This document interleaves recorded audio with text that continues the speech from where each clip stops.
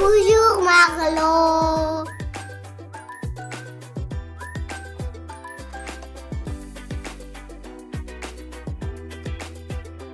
Nous allons te parler aujourd'hui d'un des romans d'aventure les plus emblématiques de la littérature française. 20 000 lieues sous les mers. Tu découvriras avec nous cette histoire fascinante de sous-marins dans les profondeurs. À l'époque où Jules Verne écrit ce livre, les sous-marins autonomes n'existent pas du tout. C'est une invention qui paraît totalement futuriste. Tu vois, ces inventions, ces aventures extraordinaires, c'est la spécialité des romans de Jules Verne. Il est un auteur français de la fin du XIXe siècle, passionné par les grandes expéditions et les progrès de la science. Il est d'ailleurs extrêmement documenté et érudit. À son époque, il y a 150 ans environ, nous sommes en pleine révolution industrielle. Il y a des inventions majeures qui changent la face du monde, comme l'électricité ou le téléphone. Tu imagines combien la vie devait être différente avant l'électricité ou le téléphone ? Dans cette ébullition totale, Jules Verne se plaît à imaginer multitude d'autres inventions dans ses romans. Il imagine ainsi les sous-marins, mais aussi les voyages dans l'espace, ou encore les gratte-ciel, à une époque où rien de tout cela n'existait. On parle d'ailleurs de lui comme le père de la science-fiction. Sais-tu ce qu'est la science-fiction ? C'est un genre d'histoire où l'on imagine ce qui pourrait arriver dans le futur, ou dans un autre monde que le nôtre, grâce à des grandes découvertes scientifiques ou technologiques. Une histoire où l'on imaginerait une expédition sur Mars par exemple, ou bien un monde où les voitures volent. As-tu une autre idée ?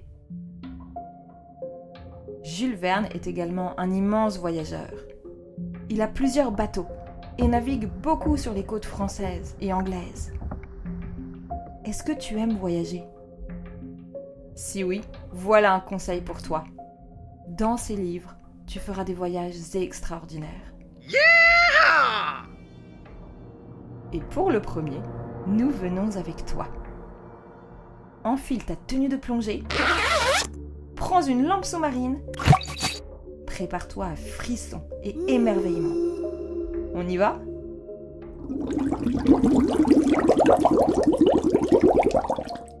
Viens d'abord rencontrer tes compagnons de voyage. Regarde, c'est le grand scientifique français, Pierre Aronnax.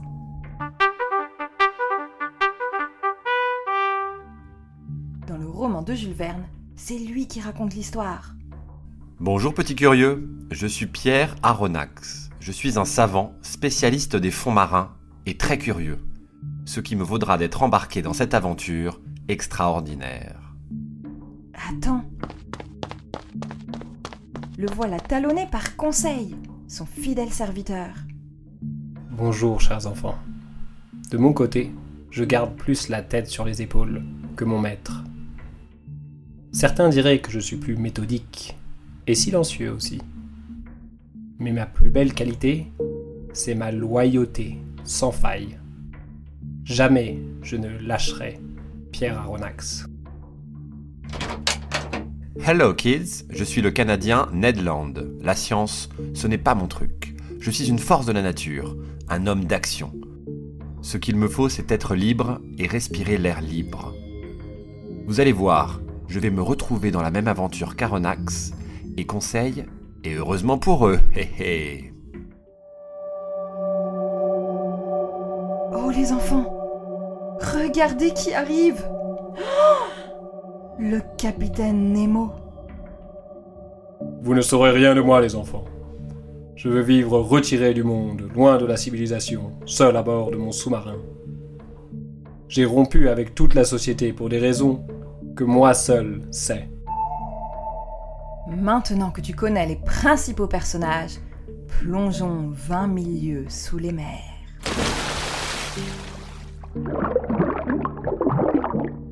Nous sommes en 1866. Un mystérieux monstre marin terrorise les mers. Des navires sont endommagés. Des équipages racontent avoir vu une créature brillante, immense, se déplaçant à une vitesse surnaturelle. Le monde scientifique s'enflamme. La presse s'emballe. Est-ce un narval géant? Un animal inconnu? Une invention des marins? Le professeur Pierre Aronnax, tu te souviens de lui, est invité à bord de la frégate américaine l'Abraham Lincoln pour élucider ce mystère. Welcome. Il est accompagné de son fidèle domestique Conseil, homme méthodique et silencieux que tu as rencontré, ainsi que du fougueux Ned Land. Après de longues semaines sans rien apercevoir, le monstre surgit soudain dans les eaux du Pacifique. Une course-poursuite s'engage. Dans cette folle épopée, catastrophe! Le monstre heurte violemment la frégate. Aronnax, Conseil et Ned Land sont projetés à la mer. C'est certain, ils vont mourir noyés ou dévorés. Pourtant, ils découvrent qu'ils ont en réalité atterri sur quelque chose. Ce n'est pas un animal, mais une machine. Un sous-marin géant. Propulsé par l'électricité. Je touchais un corps dur métallique sur lequel je me hissais avec l'aide de Ned Land. Une plaque de tôle. Nous étions sur le dos du monstre. C'était une machine. À peine ont-ils le temps de comprendre qu'ils sont faits prisonniers à bord du Nautilus. Là, il rencontre son maître, le fameux capitaine Nemo à la barbe noire et aux yeux perçants.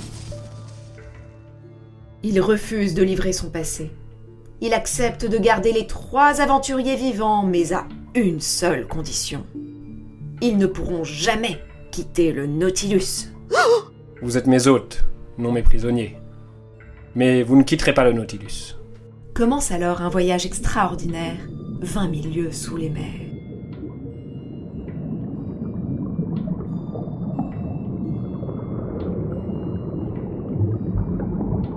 Le Nautilus est un monde clos. La nourriture, les vêtements, l'énergie dont ses habitants ont besoin pour vivre proviennent tous des ressources marines. Le capitaine Nemo embarque tout ce monde dans une odyssée fascinante. Waouh! Mais ne dessert pas son étau. Ils ne s'échapperont pas! Les explorations s'enchaînent. Ils contemplent des forêts sous-marines, habitées de poissons et crustacés féeriques. Pas une plante ou un animal sous-marin qui n'échappe à leur regard. Ils s'émerveillent devant la barrière de corail et touchent du doigt l'Antarctique. Conquête inespérée! Et là, serait-ce l'épave majestueuse d'un galion espagnol, encore chargé d'or? Ils découvrent même Atlantide, la cité engloutie. Tout est splendide, et à la fois, le silence, la solitude envahissent tout.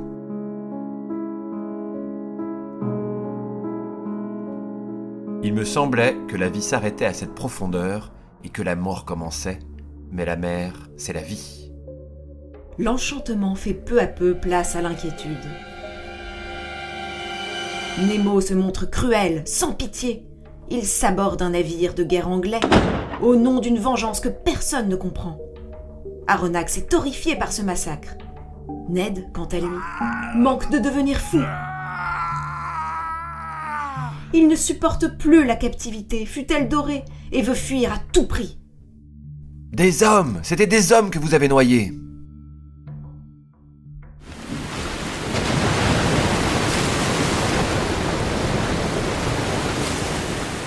La nature, elle aussi, se montre implacable et vile. Le groupe subit une attaque de poulpes géants.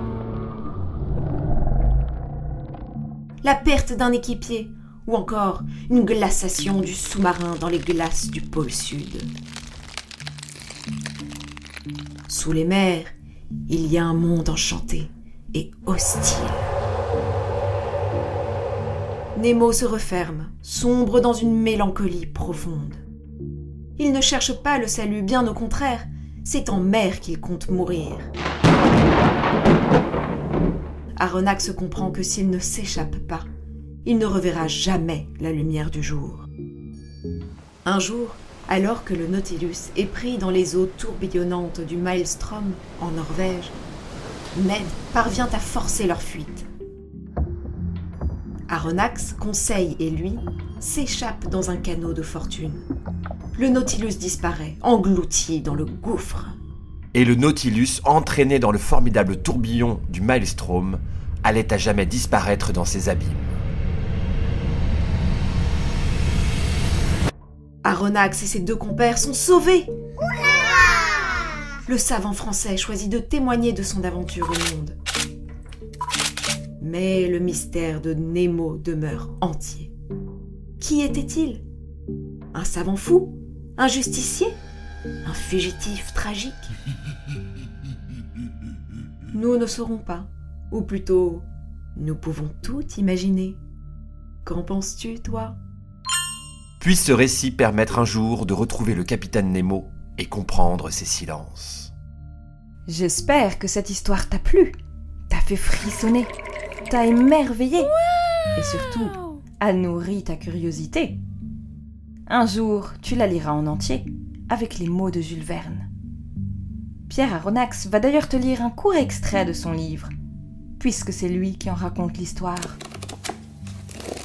L'infortuné était perdu. Qui pouvait l'arracher à cette puissante étreinte?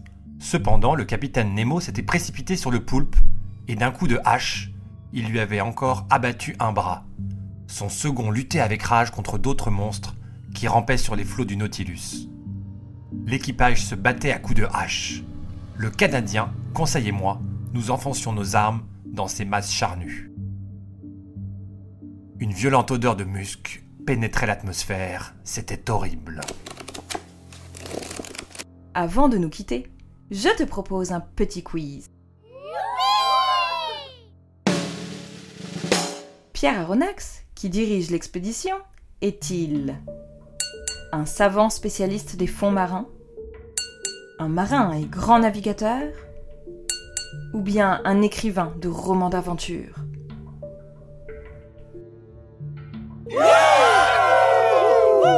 Bien joué! C'est un savant, français d'ailleurs, spécialiste de fonds marins. C'est pour cela que le gouvernement américain lui demande de participer à l'expédition pour retrouver le monstre marin qui terrorise les mers. Lorsqu'à la suite de l'attaque du monstre, Aronnax, Conseil et Ned Land sont projetés à la mer, sur quoi atterrissent-ils? Sur un animal marin? Sur le sous-marin Nautilus? Ou sur un radeau de pirates? Bravo! C'est bien sur le Nautilus qu'ils atterrissent. Et c'est d'ailleurs comme ça qu'ils sont capturés par le capitaine Nemo. Qu'arrive-t-il au capitaine Nemo? Il se fait arrêter par la police. Il décide de revenir à la surface et finir ses jours paisiblement sur Terre. Le Nautilus disparaît dans un gouffre, mais on ne sait pas ce que devient le capitaine Nemo, car Jules Verne laisse planer le mystère. Tu as raison, on ne sait pas ce qu'il advient du capitaine Nemo. Peut-être est-il encore dans les fonds marins. À bientôt, petit curieux. Rendez-vous dans le Nautilus ou ailleurs.